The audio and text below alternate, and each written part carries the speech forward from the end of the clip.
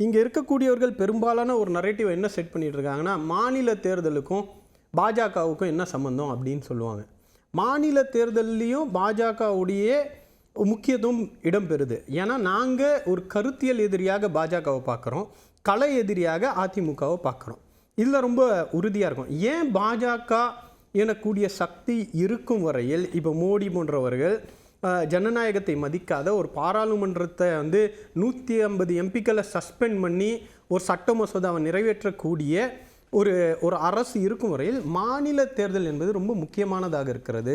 அதுலேயும் பாஜக எதிர்ப்பு ஒரு மிக முக்கியமான ரோல் ப்ளே பண்ணுது. நான் ஏன் சொல்கிறேன்னா, இன்றைக்கி யூஜிசி ரெகுலேஷன்ஸை கொண்டு வராங்க.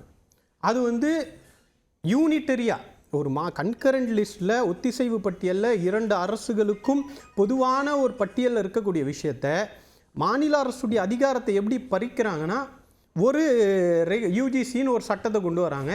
இனி துணைவேந்தர்களை யூஜிசி ஒரு ஆள், வேந்தர் ஒரு ஆள், கவர்னர் ஆளுநர் ஒரு ஆள் சேர்ந்து நியமிப்பாங்கன்னா அப்போ மாநில அரசுடைய உரிமை அங்கே பறிக்கப்படுது. அதை எதிர்க்கக்கூடிய ஒரு மாநில அரசு தேவை. 2வது டங்ஸ்டன் விவகாரத்தை நீங்கள் பார்த்தீங்க. ஒன்றிய அரசு ஏற்கனவே மாநில அரசுக்கிட்ட இருந்த சட்டத்தை பிடுங்கி ஏலத்தை விடுறாங்க.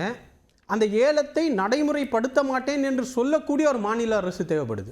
அவ இங்கே காம்ப்ரமைஸ்டு கவர்மெண்ட்டாக ஒரு சமரசம் செய்யக்கூடிய அரசாங்கமாக இருந்தால் பிரச்சனை வரும். அடுத்தது மும்மொழி கொள்கையை எந்த அளவுக்கு தீவிரம் காட்டிகிட்டு இருக்காங்க. கல்வி நிதியை கொடுக்க மாட்டேன்றான். 3வது மொழி இந்தியை ஏற்றுக்கிட்டா உனக்கு 1500 கோடி வருஷத்துக்கு தர வேண்டிய நிதியை தருவேன், இல்லைனா நிறுத்தி வைப்பேன் அப்படின்றான். இப்போ இதை எதிர்க்கக்கூடிய ஒரு மாநில அரசு தேவை. அப்படி இல்லைன்னா நிதி வந்தால் போதும்னு மும்மொழி கொள்கையாக கொண்டு வாங்க சார் அப்படின்னு ஒத்துக்கக்கூடிய ஒரு அரசு இல்லாமல் இருக்க வேண்டும்.